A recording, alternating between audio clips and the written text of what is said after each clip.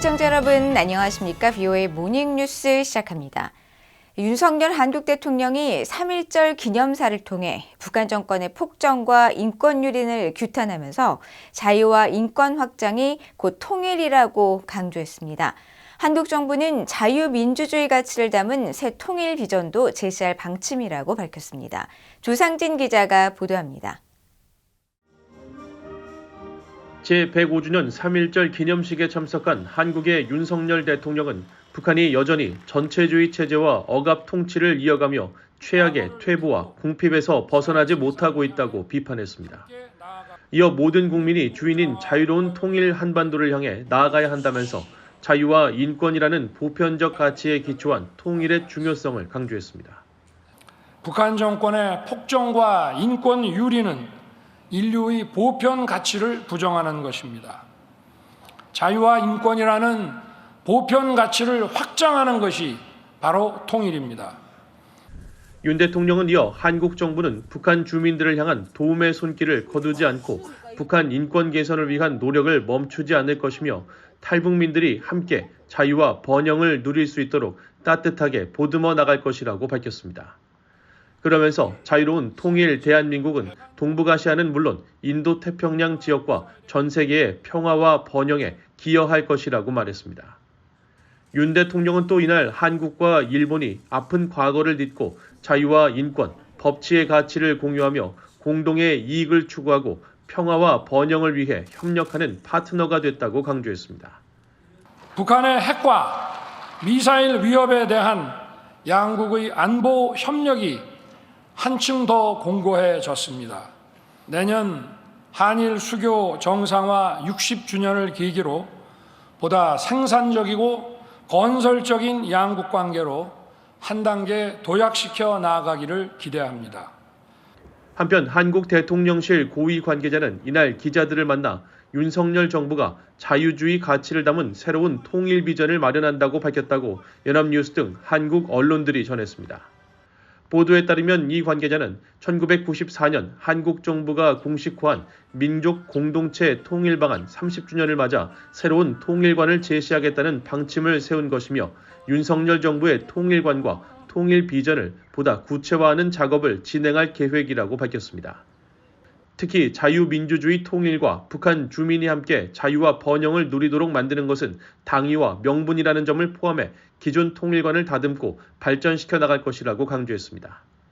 이와 관련해 한국 언론들은 한국 정부가 민족 공동체 통일 방안 제시 30주년이 되는 올해 8월 15일을 새로운 통일 비전 발표 시점으로 잠정 결정하고 통일부 주도로 곧바로 민족 공동체 통일 방안의 수정 보완안 작성에 착수할 계획이라고 보도했습니다.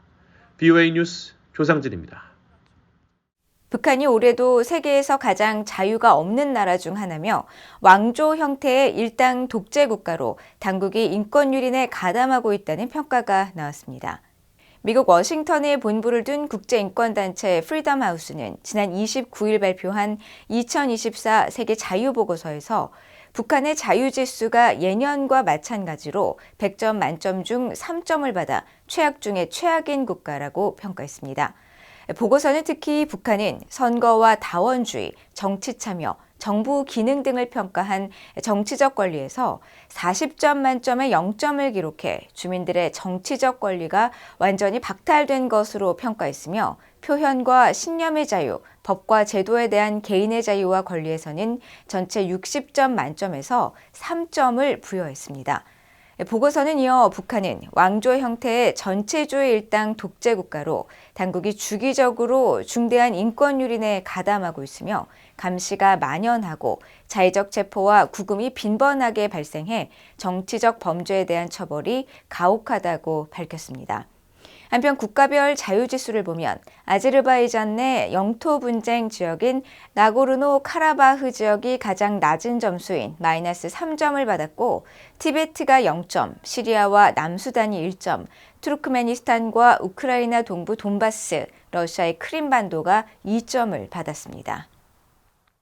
뉴질랜드 정부가 북한 무기의 러시아 이전에 관여한 러시아의 기관과 개인에 대해 처음으로 제재를 단행했습니다. 뉴질랜드 외무부는 지난달 29일 제재 명단을 발표하고 우크라이나에 사용하기 위해 북한산 무기를 조달한 러시아 기업과 개인 등 61명을 새로 제재한다고 밝혔습니다. 이번 제재 명단에는 러시아 국영항공사인 이이사 항공단과 총책임자인 블라디미르 블라디미로비치 미케이치과 블라디미로프카 첨단 무기 및 연구단지 등이 포함됐으며 이들은 모두 지난해 말 북한산 탄도미사일의 이전 및 운송에 관여한 혐의를 받고 있습니다.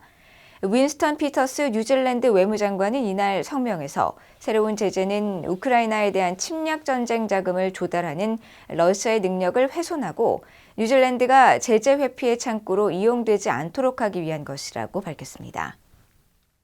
한국의 김명수 합동참모의장이 북한의 북방 한계선 NLL 무실화 주장은 도발 명분을 축적하기 위한 억지 주장이라고 지적하고 북한의 도발에 대해 단호히 대응할 것을 지시했다고 한국합동참모본부가 밝혔습니다. 한국합참은 1일 보도자료를 통해 김명수 합참의장이 이날 해군 이사령부를 방문해 북한 도발 위협에 대한 대비태세를 점검하면서 천안함 46용사 추모비를 참배했다고 밝혔습니다. 또 김 의장은 최근 적 상황과 작전 현황을 보고받은 뒤 북한의 NLL 북방 한계선 무실화 주장은 NLL 일대를 분쟁 수역화해 도발 명분을 축적하기 위한 억지 주장이며 서해 NLL을 수호하는 데 적의 어떠한 도발에도 단호히 대응하고 즉각 강력히 끝까지 응징하라고 지시했다고 밝혔습니다. 이어 김 의장은 육군 17사단 해안경계부대를 찾아 해안경계작전에 참여하는 전 장병은 수도권 측방의 해상, 해안, 최전선임을 명심하고 상황 발생 시 단호히 대응할 것을 강조했다고 설명했습니다.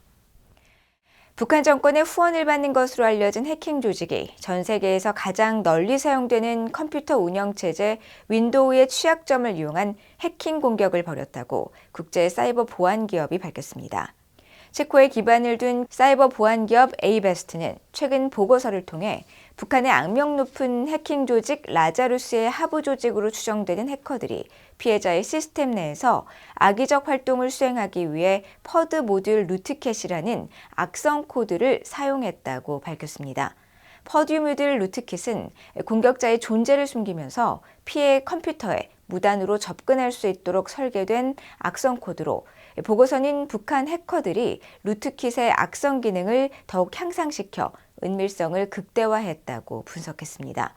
보고서는 전 세계에서 가장 많이 사용되는 윈도우 운영체제의 보안 및 탐지를 회피하고 보안 보호를 비활성화하도록 악성 코드가 설계됐다면서 윈도우 제조사인 마이크로소프트 측이 이달 초 해당 악성 코드에 대한 보안 패치를 배포해 추가 피해를 막고 있다고 설명했습니다. 이상으로 BOA 모닝 뉴스를 모두 마칩니다. 시청해주신 여러분 고맙습니다.